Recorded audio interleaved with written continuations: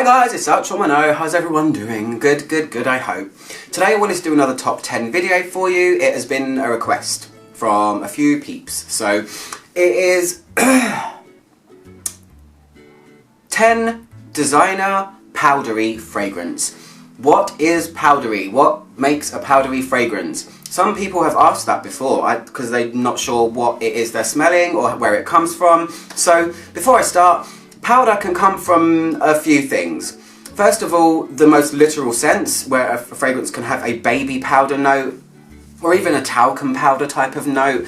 But it can also come from things like flowers, for instance rose, violet, heliotrope, iris, which is not often the flower or ever the flower they use, it's actually the root. It can come from things like amber, it can come from things like vanilla, and it can come from fantasy things like marshmallow or stuff like that. I couldn't think of another one. So without further ado, let's talk about my top 10 favourite designer powdery fragrances. The first one is Kenzo Flower. I was obsessed with this fragrance for a really long time, and this to me feels like baby powder. It actually comes from a rose-violet combination. You know, some roses are quite fresh, some are quite sharp, some are quite metallic, some are sweet, but some are powdery, and the combination of those two things in this fragrance really gives it a ultra soft and powdery baby bum powder type feeling.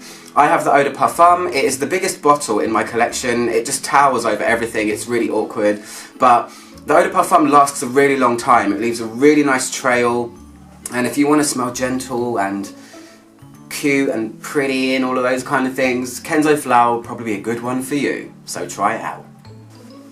The next one is a fragrance that I had in my collection for a while, but I ended up swapping it. I do really like it, I think it's still available. I hope it is, because I don't like to do unicorns.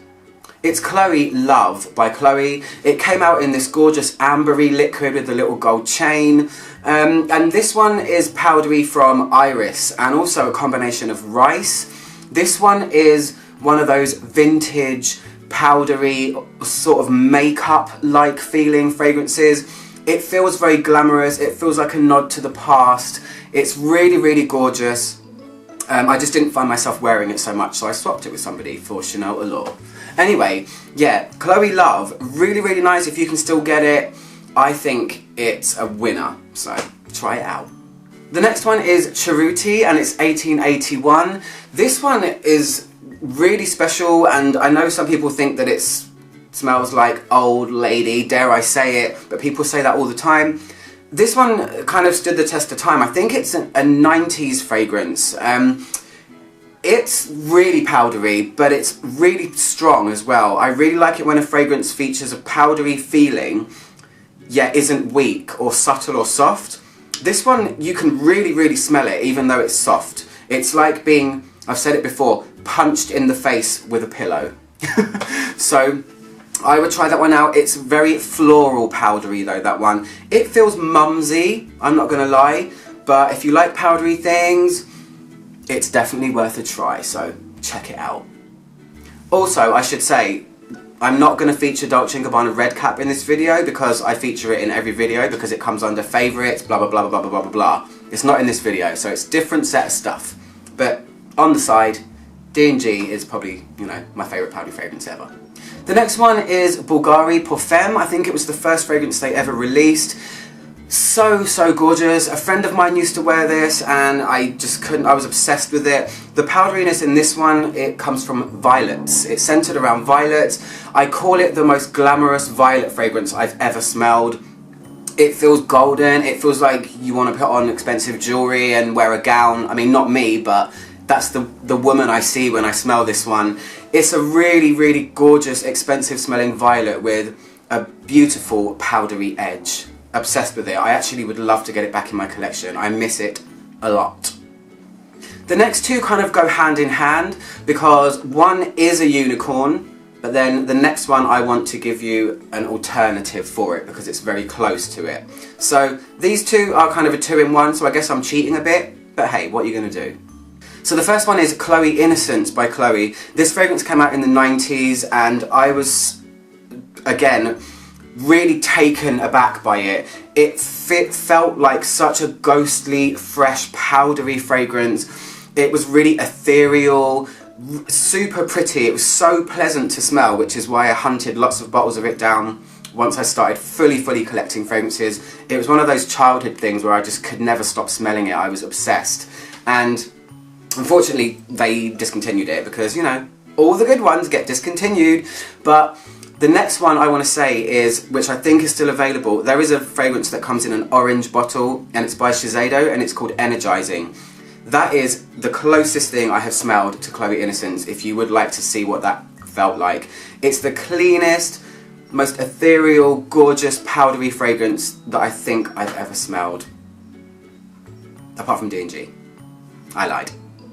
The next one is Chanel No. 5. The classic, the great, the thing that everybody loves, and I don't really like so much. But this one, the powder comes from this one, from aldehydes. I'm sure people have smelled this before, I'm sure people know what it smells like, but it's essentially, when it dries, really powdery. It smells vintage again. The aldehydes make it have a little bit of a kind of effervescent powderiness. It's very golden in texture again, and golden in feeling, I should say, not texture. And it kind of has to go on the list because it's Chanel No. 5, so there you go. And I actually have it now as well, so maybe I will finally do a review of it. I just don't know what to say about it yet. The next one, kind of linked to the last one, is Chanel No. 5 Eau Premiere. This one, I don't personally think is related to Chanel No. 5 at all. When I smelled it, I didn't see the connection too much. But this one is definitely powdery. I actually way prefer it to the original Chanel No. 5. This is another light, or kind of lemony, powdery sort of fragrance. Again, a fresh one. Some powdery fragrances are quite deep and subtle, you know, sandalwood gives powdery as well. But this one's a really light, again, kind of glamorous powdery fragrance that has a kind of citrus twist to it. Really, really beautiful. The second to last one is Miracle by Lancome. This one is, I don't know if everyone's going to think that this is powdery because it is kind of fruity, but this one reminds me, a girl at my work when I used to work for the Disney company used to always wear this. I wonder if she's ever going to see this video. Alison, hi. Lost contact with you years ago. I hope you're okay. Dancer girl. Ow. This one to me is in my top 10 because it smells like tissues. It smells like, in my head, what a powdery scented tissue would smell like. When it's really dry, that is. It is fruity at first, it's kind of playful, but I don't know what the notes in here are that contribute to it smelling like a very delicate scented tissue. It's very dainty, and I don't know, it's a different kind of powdery to anything else on this list.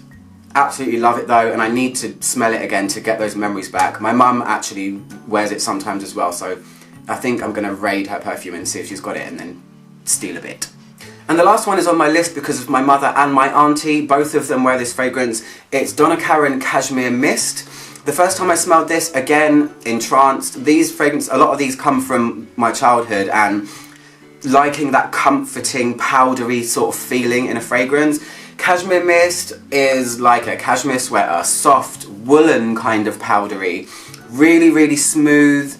Doesn't feel super vintage. It's just one of those hug your skin and hug me when I wear it kind of fragrances. Really gorgeous. Don't like the bottle though. I think the bottle is, I don't know what that bottle is. It's a weird thing. You can see it here anyway, but or here, I don't know where I'm going to put it. But yeah, that one is the last one on my list, and not necessarily my favourite, but it's on there because it's one of those really comforting ones. I guess Kenzo Flower is a little bit comforting like that as well, so they're similar, but yeah, that's it. That's what I'm going to say. Those are my top 10 powdery designer fragrances. I have many more of these under my belt, so look out for them. I'm out from click my logo down there to subscribe, and I'll see you guys soon for another video. Goodbye.